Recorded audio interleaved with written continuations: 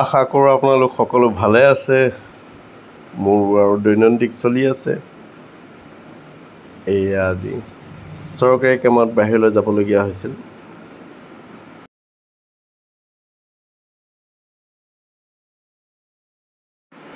কল কিনি পলিথিনতে থৈ গ'লোঁ, আহি দেখিছোঁ গৰুৱে পলিথিন ফালি কল খাই পেলালেগৈ।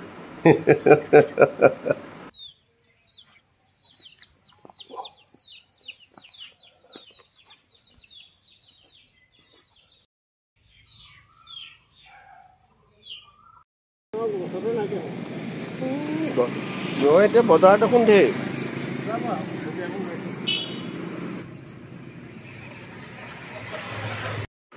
খুব বেয়া লাগিছিল এখেতৰ ঘৰলৈ যেতিয়া গৈছিলোঁ। যোৰহাটৰ এজন প্ৰখ্যাত ডক্টৰ আছিল। আমি সৰুতে শুনিছিলোঁ গুলেশ্বৰ শৰ্মাৰ এখেত পুত্ৰ। হাতে লিখিব পৰা নাই, এক দুৰাৰোগ্যত তেওঁ আক্ৰান্ত, কিন্তু উপায় নাই, মই আৰু কৈ গৈছোঁ, লিখাই লৈছোঁ। বেয়াও লাগিছিল, এটা বৃহৎ অট্টালিকাত অকলে বাস কৰি আছে।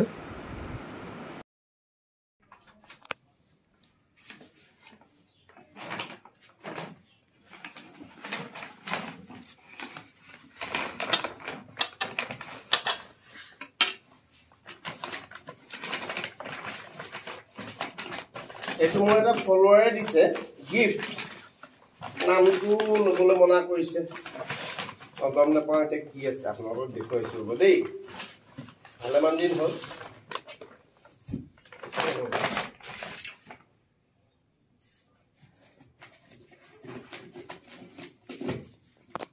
নাজানো আৰু ৰ'ব দেই। মোৰ এজন অনুৰাগীয়ে মোলৈ পঠিওৱা এটা উপহাৰ। বহুত দিন হ'ল, মই খোলা নাই আচলতে। এতিয়া আপোনালোকৰ আগত খুলি দেখুৱাওঁ, চাওকচোন বাৰু কি দিছে। কি বস্তু গম পোৱা নাই।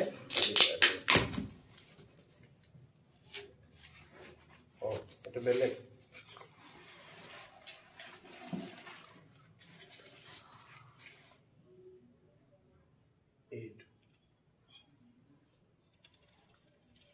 দেখিছেনে? এইটো হয় বৰ ধুনীয়া এটা decorative piece. Thank you for this beautiful gift. নামটো বাৰু মই নলওঁ, ঠিক আছে।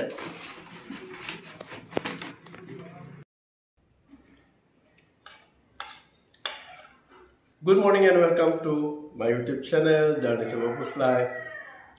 আজি বহুত দিনৰ মূৰত আকৌ ওলালোঁ। গৰম মোৰ এইবাৰ কিতাপৰ ছাইডটো পৰিছে, ইমানেই মই কষ্ট পাইছোঁ। ৰেগুলাৰ যাব লাগে বুলি ক'লেও বেয়া নহয়।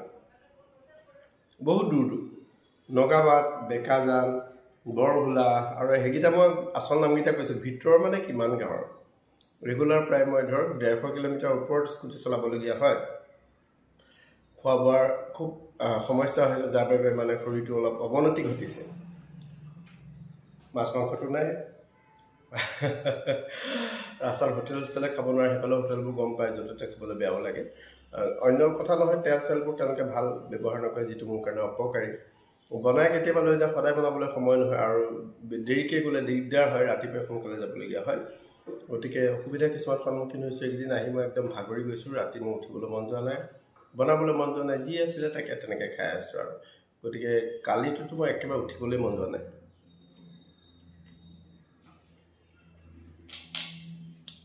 আজি সেই গতিকে বোলো বনাওঁ, খাওঁ অকণমান। যাব লাগিব, বজাৰো আছে বেলেগ কিবা এটা। তাৰপৰা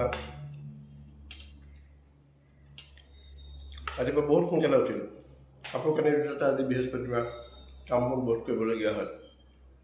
কৰি মেলি থাকোঁতে মই গোসাঁই ঘৰখনৰ কাৰণে কিবা পৰ্দা লগাবৰ কাৰণে বোৱাৰী এগৰাকী সোমাইছিলোঁ, ভাই বোৱাৰী ওচৰৰে। তাই আহিলে, আহোঁতে কিছুমান ধৰ্মৰ কথা ক'লে, শুনিও ভাল লাগিলে। ভালেমানখিনি তাইৰ জ্ঞান আছে ধৰ্মৰ বিষয়ে। সেইখিনি কথা পাতিলোঁ। তাৰপিছত তাই গ'ল, আৰু যোৱাৰ পিছত এয়া এতিয়া লৰালৰিকৈ মই চাওমিন বনাইছোঁ। চাওমিন বনাই খাওঁ, খাই থাকিব লাগিব, হয়নে নহয়? নাখালে কেনেকৈ হ'ব? ষ্টেটাছত আচলতে কি হয় দিওঁ কোনোবাই কয় এই কোটেশ্যনবোৰ যে দিওঁ আচলতে মনৰ খংবোৰ যে প্ৰকাশ কৰিব নোৱাৰোঁ সেইবোৰকে তেনেকৈ কৰি থাকোঁ কালি মোৰ লগৰ এজন কলিগ এজনে ফোন কৰিছিলে আপুনি এইবোৰ কি দি আছে খুব শুভাকাংক্ষী মোৰ অলপ আপোনাৰ পত্নী আছে ল'ৰা আছে যাৰ লগত আপুনি শ্বেয়াৰ কৰিব পাৰে সকলো কথা কিন্তু মোৰ অকলশৰীয়া মানুহ এই চেগতে মই কৈ থওঁ মোক 3জন মানে মোৰ পাৰ্চনেল হোৱাটছএপত সুধিছিলে আপুনি কোন আৰু আপুনি ক'ৰ মানুহ কি কৰে কৈ থওঁ যে মোৰ নামটোতো আপোনালোকে গম পায় নামটো মই বিশেষভাৱে নকওঁ আপোনালোকে চালি গম পাই যাব বাকী মই এজন চৰকাৰী বিষয়া পৰিদৰ্শক হয় আৰু মই অকলে থাকোঁ মোৰ বৰ্তমান কি মোৰ কোনো নাই মা ঢুকালে দেউতা ঢুকালে আৰু এজন মানে অকলশৰীয়া ব্যক্তি গতিকে চৰকাৰী কামৰ মাজত এইখিনি মই আপোনালোকৰ মাজত আচলতে কমিউনিকেট কৰিম মোৰ বেলেগ অন্য কোনো ইয়াত মোৰ ইণ্টেনশ্যন নাই এটা মাধ্যম ছ'চিয়েল মিডিয়াত মই বিখ্যাত হোৱাৰ কোনো মোৰ অভিপ্ৰায় নাই কিন্তু এটা মাধ্যম যাৰ লগতে মোৰ মনৰ ভাৱখিনি প্ৰকাশ কৰি থাকিব আচলতে পাৰোঁ আৰু সেই মোৰ লগৰজনক কৈছিলোঁ যে আপুনি অন্তত খং ৰাগ বা সুখ দুখ সকলোখিনি শ্বেয়াৰ কৰিবলৈ মানুহ আছে কিন্তু মই এই পকা কংক্ৰিটৰ বেৰকেইখনৰ বাহিৰে মই বেলেগৰ লগত কথা পাতিব নোৱাৰোঁ গতিকে সেইদৰে মই ছ'চিয়েল মিডিয়াত বা সেইখিনি মই মোৰ নিজৰ অভিব্যক্তি প্ৰকাশ কৰোঁ আপোনালোকে ভাল পাইছে চাব নাপায় যদি নাচাব কোনো কথা নাই সেই যে মানুহৰ স্বাৰ্থপৰ মানুহখিনিৰ কাৰণে মোৰ জীৱনটো যাৰ কাৰণে এনেকুৱা হ'ল আচলতে মই সেই গতিকে সেনে এটা চাব মই আজি ভিডিঅ'টোত চাব কেইটামান কথা মই কৈ থৈছোঁ আপোনালোকৰ কোনোবাই সম্পৰ্ক কৰিবলৈ আহিলে এইবাৰ পৰা NOC লৈ আহিবলৈ ক'ব ঘৰৰ পৰা যে মোৰ লগত সম্পৰ্ক কৰিবলৈ আহিছে যে তোমাৰ ঘৰত কিবা অবজেকশ্যন আছে নেকি নো অবজেকশ্যন চাৰ্টিফিকেট লগত লৈ আহা then only we can make friendship or other relations নহ'লে নিদিব তাৰমানে এনেকুৱা মানুহ কি হয় জানেনে আজিকালি টাইম পাছ কৰা মানুহ ঢেৰ টাইম পাছ কৰিব তাৰপিছত গুচি যায় আপুনি কিন্তু ছিৰিয়াছ হৈ যায় ন প্ৰয়োজন আপোনাৰ হয় ন মোৰ ক্ষেত্ৰৰ কথা কৈছোঁ মই ভাবোঁ যে খুব serious I am very serious any kind of relationship তাৰপিছত কি হৈ যায় মন ভৰি যায় গুচি যায় তেনেকুৱা ধৰণৰ মোৰ ক্ষেত্ৰত সকলো ক্ষেত্ৰতে সকলো ফালৰ পৰা সম্বন্ধবোৰ মোৰ তেনেকুৱাই হৈ গ'ল কোনোবাই হয়তো পিছত কয় মোৰ এনেকুৱা কোনোবাই হয় তেনেকুৱা কোনোবাই কয় তেনেকুৱা সময় নাই ব্যস্ত বিজি ভেৰি বিজি প্ৰথমতে আকৌ বেলেগ সময় নতুন পাই যায় নতুন তেনেকৈ কাপোৰ এটা কিনিলে প্ৰথমতে খুবেই আগ্ৰহ তাৰপিছত আগ্ৰহ নাইকিয়া হৈ যায় ঠিক তেনেকুৱা ধৰণৰ আচলতে ৰিলেশ্যনশ্বিপবোৰ ঠিক তেনেকুৱা ধৰণৰ বুলি ভাবিলে সেই গতিকে আপোনালোকক ক'লোঁ গতিকে সাৱধান সম্বন্ধ যদি স্থাপন কৰিবলৈ হয় first you take one NOC from the person who wants to make relationship with you or make relation with you okay thank you এতিয়া মই বেলেগ যিকেইটা বনাই আছোঁ সেইকেইটা মই দেখুৱাই আছোঁ কোমোৰাৰ লগত আজি এয়া বুট দাইল পিচি লৈছোঁ বুট দাইলৰ পকৰি বনাই একদম কম তেলত এটা নতুন তৰকাৰী বনাম চাই থাকক কেৰাহীত তেল গৰম কৰি আপুনি তাতে শুকান জলকীয়া কালজিৰা দি লৰাই ল'ব তাৰপিছত তেলখিনি ভালকৈ গৰম হোৱাৰ পিছতহে দিব দেই এতিয়া পিঁয়াজ আদা নহৰু সেইখিনি পিহি ৰুকি থোৱা দি দিব দি ভালকৈ ভাজিব কেঁচা গোন্ধ যোৱালৈকে খুব ধুনীয়াকৈ ভাজিব ভজাৰ পিছত ইয়াত আপুনি যিখিনি মছলা দিব লাগে দিব তাৰ আগতে এই যে বুট দাইল পিচি থৈছিলোঁ এচামুচ বা দুচামুচ আপোনাৰ মানে যিমান প্ৰয়োজন সিমান মতে দিব তেতিয়া কি হয় কাৰীটো আপুনি যিটো তৰকাৰী বনাব অলপ ডাঠ হ'ব খালি সাৱধান খুব ভালদৰে লৰাই থাকিব এতিয়া হালধি নিমখ জিৰা গুড়ি ধনিয়া গুড়ি আৰু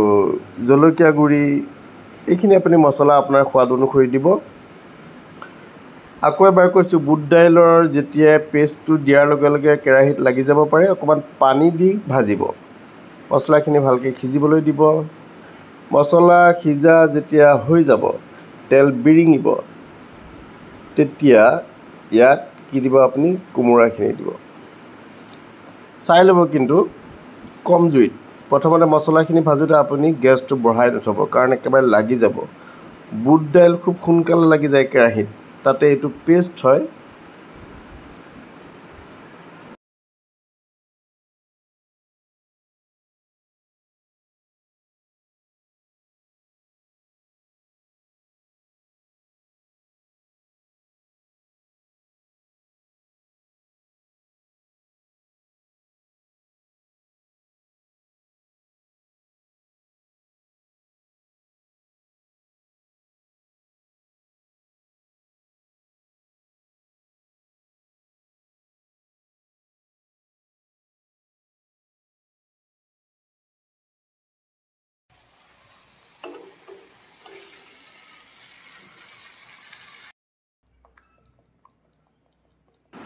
কোমোৰা দি 2-3 মিনিটমান যেতিয়া ভাজিব, ভজাৰ পিছত পানী দি কোমোৰাখিনি সিজিবলৈ দিয়ক।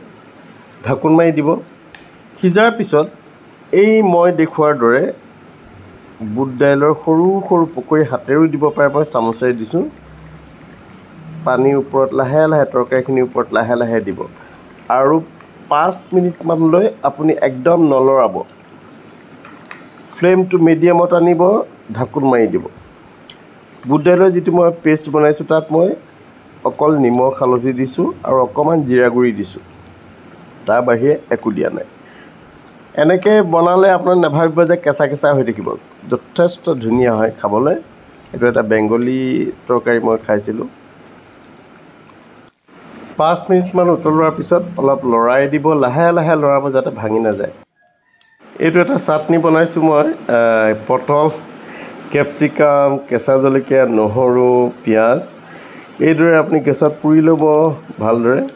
তাৰপিছত ইয়াৰ ক'লা অংশখিনি এৰুৱাই মিক্সিত মাৰিব, নিমখ তেল দিব, নেমু চেপি দিব, খুব ধুনীয়া হ'ব।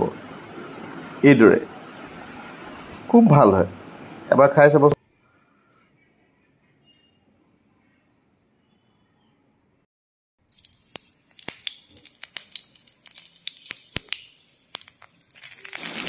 মচুৰ দাইলৰ বৰখিনি বনাই ল'ব।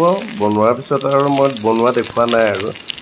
কেৰাহীত তেল গৰম কৰি পাঁচফোৰণ, নহৰু, পিঁয়াজ দিব আৰু এইখিনি ভজা হ'লে টেঙামৰা পাতখিনি দি দিব, অলপ লৰাব। আলু বইল কৰি আপুনি পিটিকি দিব, নিমখ হালধি দি অকণমান ভাজিব 1 মিনিটমান। গৰম পানী দি দিব আৰু উতল অহাৰ লগে লগে মচুৰ দাইলৰ বৰখিনি দি দিয়ক। 5 মিনিটমান উতলাই নমাই থৈ গৰমে গৰমে ভাতৰ লগত খাওক।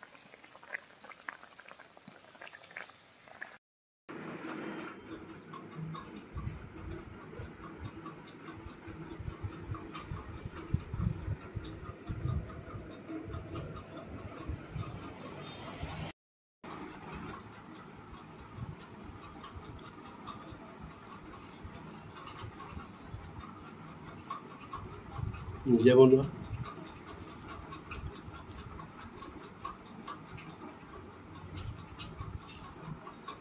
বেলেগ ভাল হৈছে।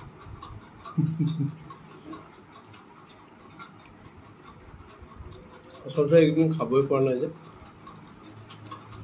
ভালকৈ ভালকৈ খাই লওঁ।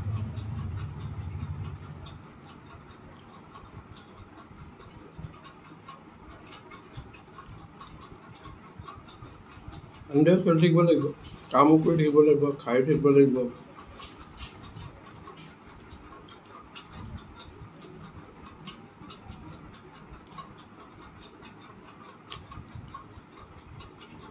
এই চাটনিটো আমাৰ ঘৰৰ ওচৰত আছিলে খুৰী এগৰাকী,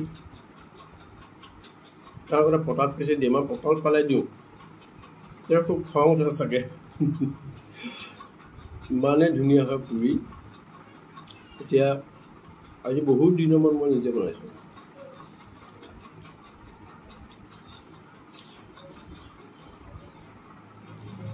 অলপ জুতি ফুটি হ'লে ভাতকেইটা পেটলৈ যায়, নহ'লে নাযায়। খাই লওঁ।